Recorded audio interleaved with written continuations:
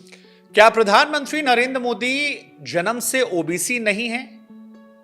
हम आपको बता दें, कांग्रेस पार्टी और उनके नेता राहुल गांधी की तरफ से जब यह दावा किया गया तब सोशल मीडिया पर चर्चाएं तेज हो गई कि क्या वाकई में प्रधानमंत्री मोदी जन्म से ओबीसी हैं या नहीं हैं। नरेंद्र मोदी जन्म से ओबीसी नहीं है। उन्हें ओबीसी गुजरात की भाजपा सरकार ने बनाया। कभी पिछड़ों के हक और हिस्सेदारी के साथ न्याय नहीं कर सके। यही वो बयान था जब 8 फरवरी को राहुल गांधी ने भारत जोड़ो यात्रा में कहा था ओडिशा में। और इस बयान के बाद एक बार फिर से प्रधानमंत्री नरेंद्र मोदी की जाति पर चर्चा तेज हो गई थी। तो हमें लगा कि हम आपको आज इस वीडियो के माध्यम से बताएं कि क्या वाकई में ऐसा था। क्या मोदी ने गुजरात के मुख्यमंत्री बनने के बाद अपनी जाति को ओबीसी में शामिल किया था? क्या यह सच है? इसको समझना है तो आपको गुजरात चलना पड़ेगा और वहां के लोगों को समझना पड़ेगा।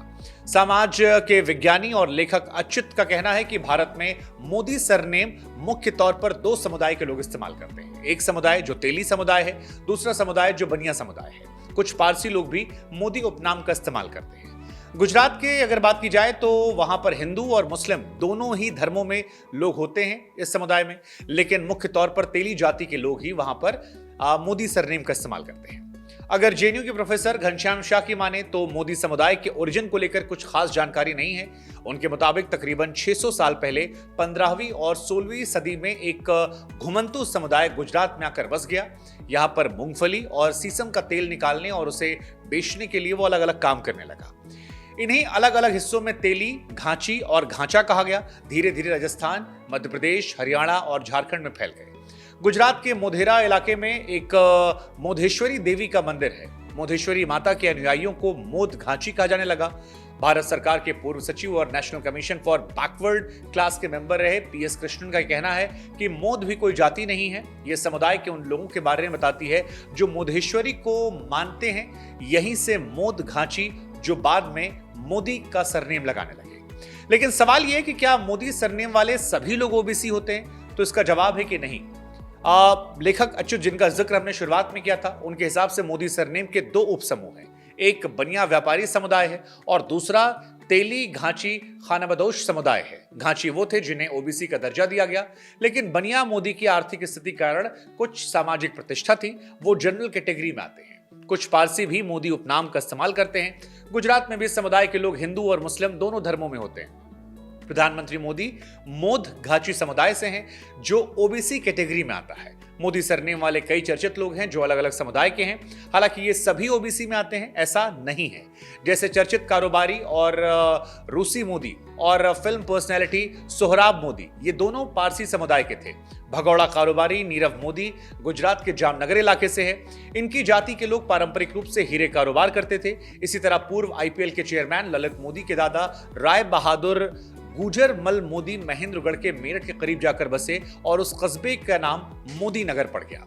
अब सवाल यह है कि मोदी सरनेम वाली मोदी घाची पिछड़ी जाति ओबीसी है तो भारत सरकार के पूर्व सचिव और national commission for backward class के मेंबर रहे पीएस कृष्णन के मुताबिक देश के दक्षिणी राज्यों में ऐसे समुदायों को सरकारी कागजों में पिछड़ा माना गया था। आजादी के बाद सेंट्रल और नॉर्थ इंडिया के कई राज्यों में इस जाति को पिछड़ी जाति की सूची में शामिल किया गया और इस सूची में शामिल करने के लिए तेली जाति के लोकल नाम का इस्तेमाल किया गया। देश की आजादी के बाद साल 1955 में प्रसिद्ध शिक्षा शास्त्री और पत्रकार काका कालेकर के नेतृत्व में पहला पिछड़ा आयोग बना और इस आयोग में तेली और घांची समुदाय को पिछड़ा वर्ग में शामिल करने की सिफारिशें हुई। इसके 24 सालों बाद 1979 में बने दूसरे पिछड़े आयोग में एक बार फिर गुजरात में रहने वाले तेली और मोद घांची को बैकवर्ड क्लास की लिस्ट में शामिल किया गया। मोदी सरनेम वाले तेली समुदाय को गुजरात में मोद घांची कहते हैं। उत्तर पूर्वी गुजरात के मोढेरा इलाके में इनकी आबादी ज्यादा है। वहीं दूसरे राज्यों में इन्हें साहू या फिर तेली के नाम से भी जाना जाता है। अब एक सवाल ये भी, क्या मोदी ने सीएम बनने के पहले ये ओबीसी का टैग लिया था?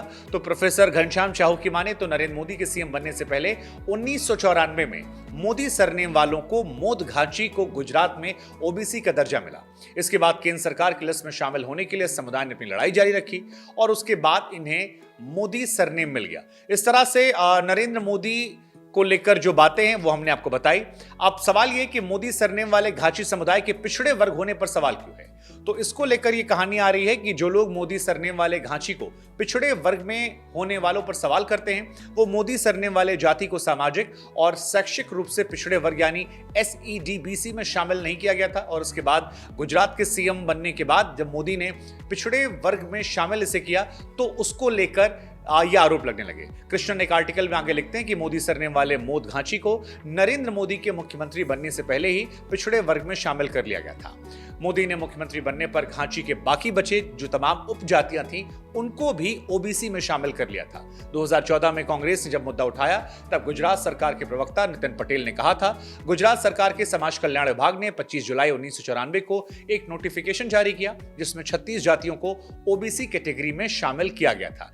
ये जानकारी हमें लगा हम आपको बताएं, बाकी अंतिम फैसला जो है वो हम आप पर छोड़ देते हैं कि आप इसे कैसे देखते हैं। फिलहाल प्रधानमंत्री की जाति को लेकर विवाद एक बड़ा मसला है, पहले भी इसको लेकर सवाल उठे हैं और अभी भी सवाल है। 2019 के लोकसभा चुनावों के दौरान भी राहुल गांधी ने नरेंद्र मोदी की जाति को लेकर जिक्र करते हुए कहा था कि सभी चोरों का सरनेम मोदी क्यों होता है। हालांकि इसके बाद में उन्हें इसी बयान को लेकर 2023 में सजा सुनाई गई थी। उस वक्त भी काफी विवाद होता और अब उनके सरनेम को लेकर, उनकी जाति को लेकर एक बार फिर सवाल उठा है। तो क्या इसका कोई राजनीतिक असर होगा? इस खबर को लेकर आप क्या सोचते हैं? कमेंट सेक्शन में जरूर बताइए।